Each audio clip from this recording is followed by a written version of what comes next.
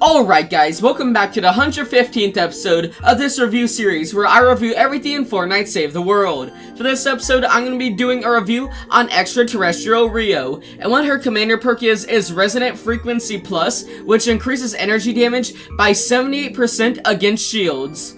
And anyway, first let's go over the perks of the weapon I use with her, and the weapon I'm using is a ground pounder since it's an overall probably my favorite weapon, and she doesn't really buff a specific type of weapon, so I just went with the ground pounder.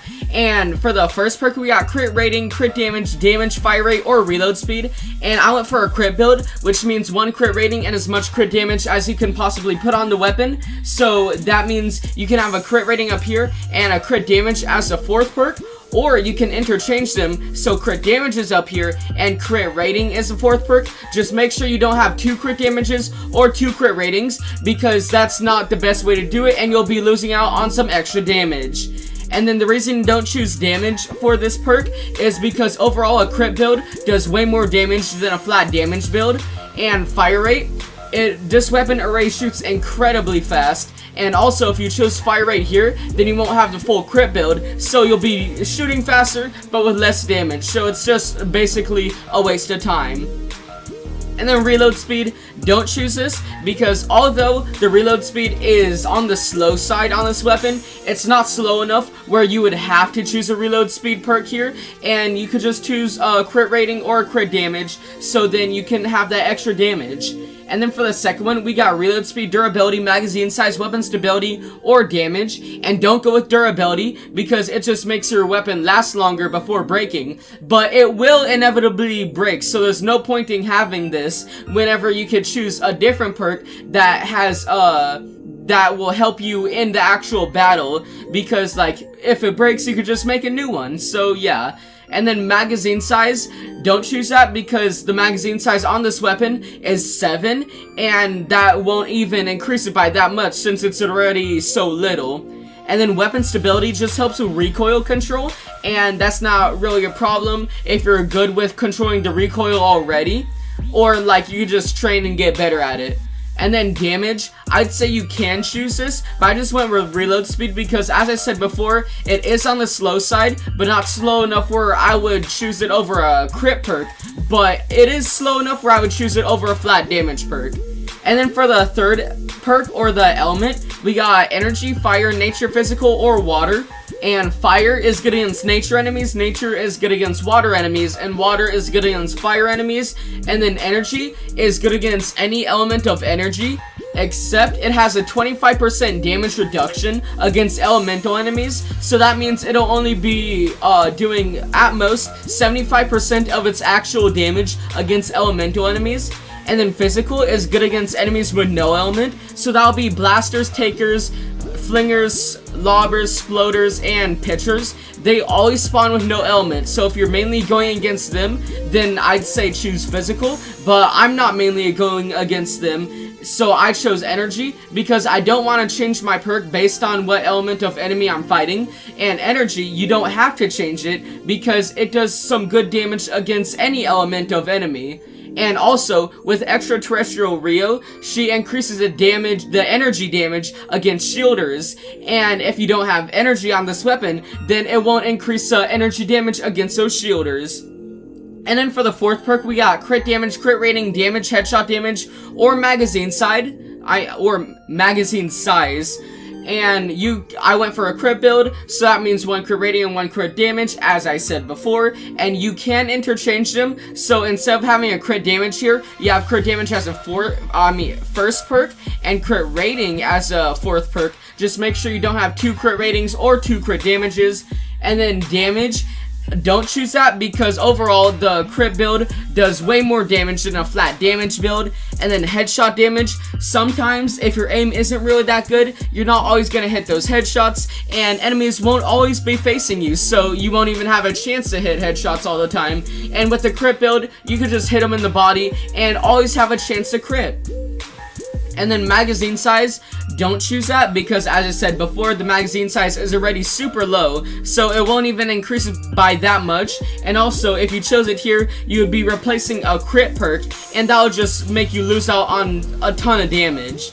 And then for this 5th perk, we got damage to afflicted targets, damage to missed monsters and bosses, damage to slowed and snared targets, or damage to stun, staggered, frozen, or knocked down targets. And you're gonna choose this based on your 6th or the special perk. And what mine is it causes affliction damage for 6 seconds. And if you have this one, then choose damage to afflicted targets. But if you have a special perk that causes the enemies to be slowed and snared, then choose damage to slowed and snared targets. But if you have a perk where hitting 5 headshots in a row would increase weapon damage, or a headshot elimination will cause an explosion, then I'd say recycle that weapon and try to get a new ground pounder, because the best ones are the ones that cause affliction or cause enemies to be slowed and snared. So if you have the other ones, just try to get a different one that has these perks. And anyway, now for the hero loadout. For the team perk, I'm using Blast from the Past, which removes all shield and increases max health by 200% and requires 2 dinosaur heroes. And the removal of your shield isn't really that big of a problem because shield is only a small percentage of your actual health, and also it increases your max health by 200%, so that means you'll be running at 300% health the whole time. So that shield, it doesn't even matter. But what does matter is health doesn't regenerate to full every time. So if you get below 30% health, then it'll regenerate back to 30%, but it won't actually regenerate to more. So I'll get into how to actually regenerate to full health in a second. And then for the support team, we got Saurian Might from Rex Jonesy, and what he does is every 1 second adds 3% of current health to damage of next ranged weapon hit, and this means the higher health you have, the higher damage you'll be doing. And with Blast from the Past, you get an insane amount of health, so you'll be doing a ton of extra damage as long as you stay on your toes and don't get hit as much, so you could keep your health high.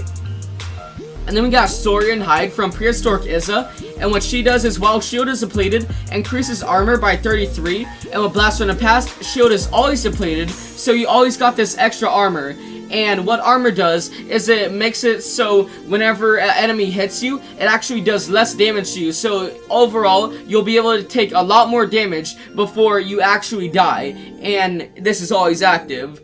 So then we got Critical Blast from Buckshot Raptor. And since Extraterrestrial Rio doesn't really buff any specific type of weapon, I just decided to go with a shotgun build here since I'm using the ground pounder. And what he does is increases shotgun critical damage by 75%, and whenever you hit a crit, you'll do a lot of extra damage. And with him on top of that, you'll be doing a lot of extra damage. And then we got Shell Shock from Shrapnel Headhunter. And what she does is increases shotgun damage by 17%, and that's pretty explanatory. You just get extra damage whenever you're shooting your shotgun.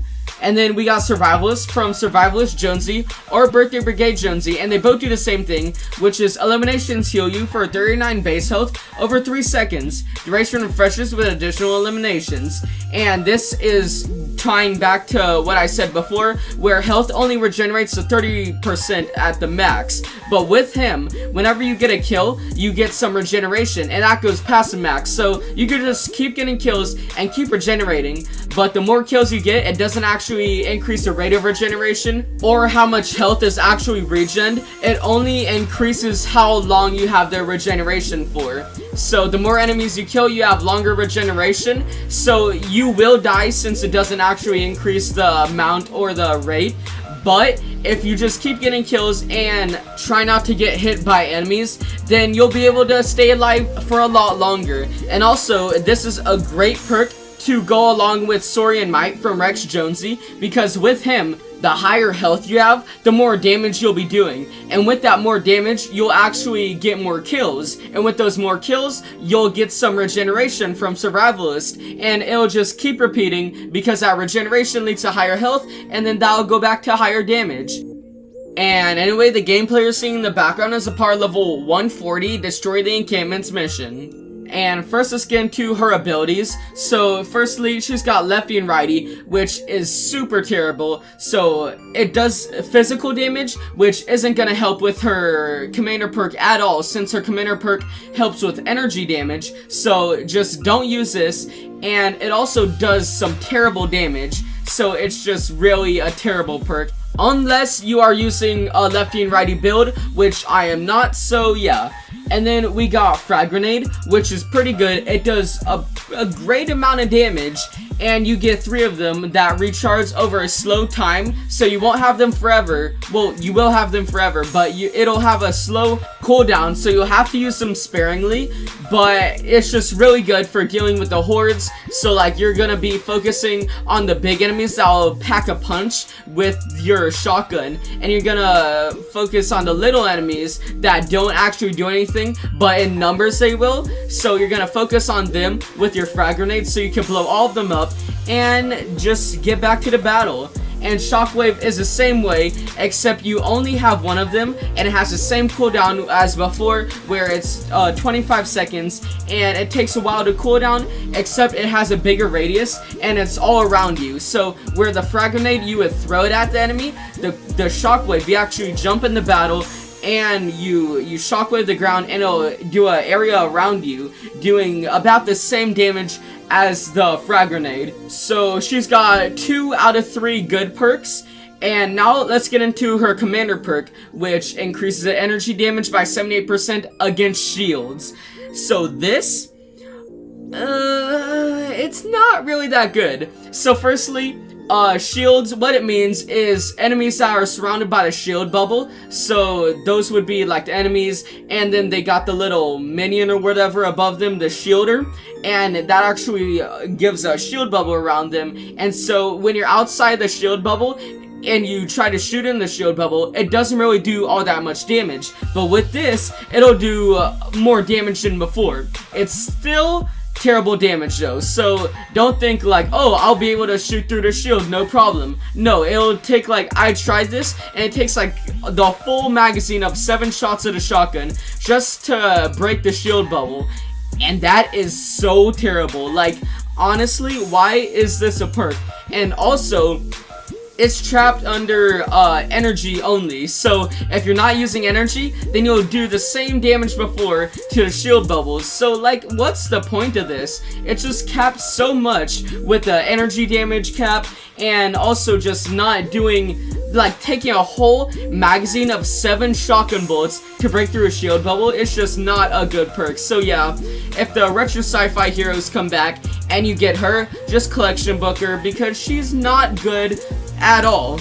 And yeah, but anyway guys, if you enjoyed, make sure you subscribe and turn on notifications, because I do these review videos where I review everything in Fortnite Save the World 3 times a day. And also like, comment, and share so that more people can see my videos. But anyway guys, I'll see you next time.